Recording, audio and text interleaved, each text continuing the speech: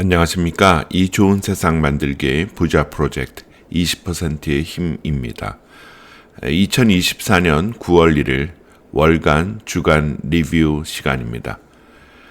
지난 8월 한 달은 10% 이상 하락하였다가 3대 지수 전부 상승한 상태로 마감한 채로 9월을 맞이하게 되었습니다. 지난주에는 AI의 대장주인 엔비디아의 실적 발표가 있었는데요. 고평가 논란이 있는 엔비디아의 밸류에이션을 지난주 실적을 바탕으로 말씀드리면서 향후 미국 주식시장을 전망해 보도록 하겠습니다. 최근 4년간의 나스닥의 월봉인데요. 연간으로는 나스닥은 18%, S&P 500 18.4%, 다우는 10.3% 상승 중이고요.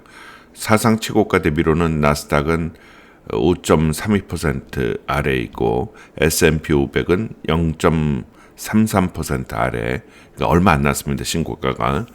다우는 역사적 최고가로 마무리하였습니다. 대단한 미국입니다.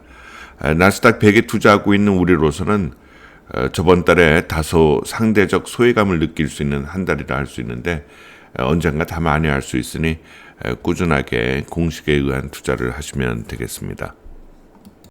최근 1년간의 지수 상대 비교 차트입니다. 1년 전에 비하여 코스닥은 16.37% 하락, 코스피는 4.32% 상승, 다우존스는 20.04%, 나스닥은 29.19% 상승하고 있습니다. 다음 주는 월요일 미국 근로자의 날로 휴장이고 중요한 경제지표로는 고용지수 발표와 8월에 주식시장을 공포에 떨가야 했던 침체 논란을 일으켰죠. 실업률의 발표가 한국 시간 금요일 9시 반에 있는데요.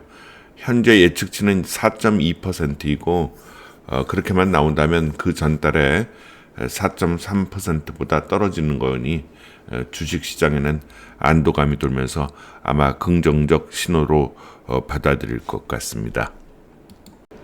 함께 투자를 시작한 1월 29일 매수 이후의 수익률을 보면 적립식 계좌는 현재 9.11%, 목돈 계좌는 달러 총자산으로 계산 시 13.92% 수익 중이고 환율과 예수금의 이자, 배당금 등을 합한 원화베이스의 실제 수익률은 현재까지 20.7%입니다.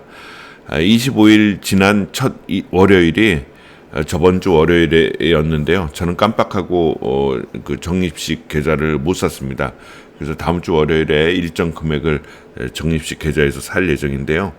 지금처럼 매수 매도를 정해진 법칙에서 못했다면 뭐 큰 차이가 안 나니 다음 날이나 그 다음 주에 약간의 차이를 무시하고 실행하시면 됩니다. 나중에 보면 사실 그렇게 큰 차이 안 납니다.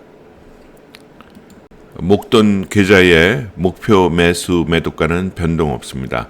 다음번 매도는 88.03달러에 매수한 것을 105.64달러에 매도하시면 되고 혹시 많이 떨어지는 일이 발생해서 77.03달러까지 도달하면 전체 자금 대비 10%를 매수하면 되겠습니다. 오늘의 주식 이야기로는 8월 28일 발표된 엔비디아의 실적을 바탕으로 우리가 몇 주간 알아봤던 밸류에이션을 어떻게 적용할 것인지 한번 살펴보고 엔비디아가 고평가인지 알아보도록 하겠습니다.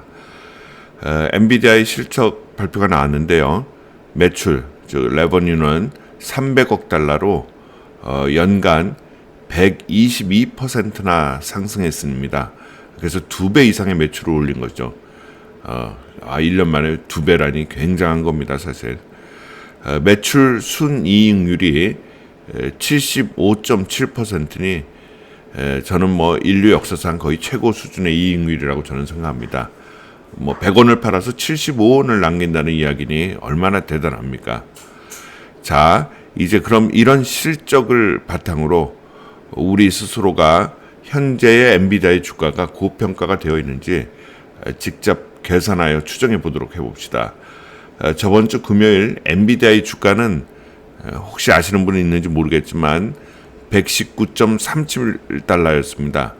얼추 그냥 119달러라고 하고 계산해 보겠습니다. 초록색 원, 즉 EPS는 68센트인데요. 주당 순이익이죠. EPS니까 68센트인데 한 분기의 주당 수익이니 1년 이익으로 하려면 곱하기 4를 해야 되겠죠. 그럼 43.75가 얼추 계산한 엔비디아의 현재 PER이겠네요. 제가 맨 마지막 밑줄에 있죠. 그런데 이 수치가 맞나요? 아니죠. 왜냐하면 다음 분기는 더 늘어나고 그 다음 분기는 더 늘어나겠죠. 그래서 다음 슬라이드를 보면 그 많은 애널리스트들이 추정 계산을 해놓고 EPS, 즉 주당 순이익을 3.37달러로 계산해 놓은 것입니다. 따라서 현재의 주가 119달러로 본 3분기, 4분기 그대로 간다면 PER은 35.3이 됩니다. 제가 단순히 곱하기 그 4에서 얻은 43.75보다는 PER이 한 10 정도 낮죠. 그런데 이런 식으로 이윤이 계속 증가하는 성장을 매우 잘하는 엔비디아 같은 경우는 추정치가 지금 그래프에서 보듯 계속 우상향하게 됩니다. 즉 금년 말이 되면 얼추 EPS 주당 순이익이 4달러에 도달하게 됩니다. 만약 그렇다면 금년 말에는 지금의 주식 가격이 하나도 변동이 없고 119달러로 그냥 간다면 PER이 29.75가 됩니다. 자, 금년 말에 엔비디아의 주식 가격이 그대로 119달러에 머무르고 이익은 지금의 예상대로 되어 PER이 29.75가 되면 여러분은 이 주식이 싸다고 느끼시겠습니까? 비싸다고 느끼시겠습니까? 자, 다시 원칙으로 돌아가서 은행 이자율처럼 한번 생각해 봅시다. 회사의 이윤으로 시가총액이 되는 데까지 걸리는 횟수가 PER이니 얼추 29.75니 30년이라고 생각하면 엔비디아의 현재 이익만으로만 현재 시가총액을 만드는 것이니 1 나누기 30, 즉 3.3%의 은행 이자율을 얻는 거하고 똑같겠죠. 자, 은행에 넣어서 3.3%의 이익을 보시겠습니까? 아니면 엔비디아에 투자하여 3.3%의 이익을 보시겠습니까? 저라면 매년 이익이 거의 2배씩 증가하는 엔비디아에 투자하겠습니다. 왜냐하면 금년은 3.3%이지만 내년은 이익을 보면 6.6% 이자와 같고 그 다음에 또 뭐 한 5% 정도 더 이상 된다 그러면 10% 이상의 이자를 받는 것과 같으니까요. 이것이 바로 PER의 개념인 겁니다. 그래서 과거의 흔적 PER을 보면 대략 현재의 밸류에이션이 어떤지를 알 수 있는데요. 다음 슬라이드를 보도록 하겠습니다. 자, 이런 그림을 보이고 있는데요. 현재의 위치는 포워드 PER이 37.3이고 역사적으로 엔비디아는 포워드 PER이 70 넘어서 간 적도 있어요.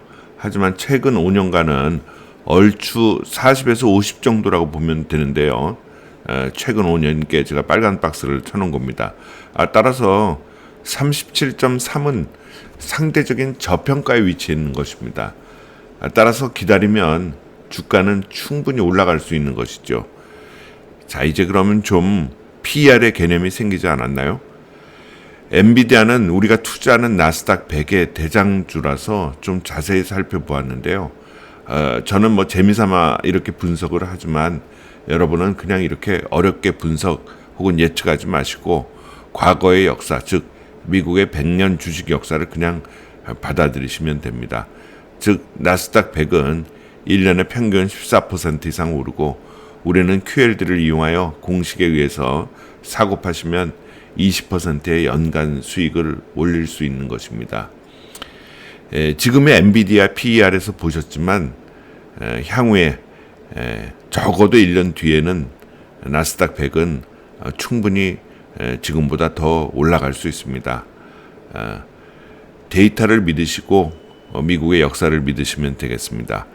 자, 20%의 수익으로 10년에 6배, 20년에 약 35배, 30년에 약 200배, 즉 1억으로 30년 뒤에 200억 만드시고 행복을 즐기시면 되겠습니다. 예, 지금까지 이 좋은 세상 만들기 부자 프로젝트 20%의 힘이었습니다. 감사합니다.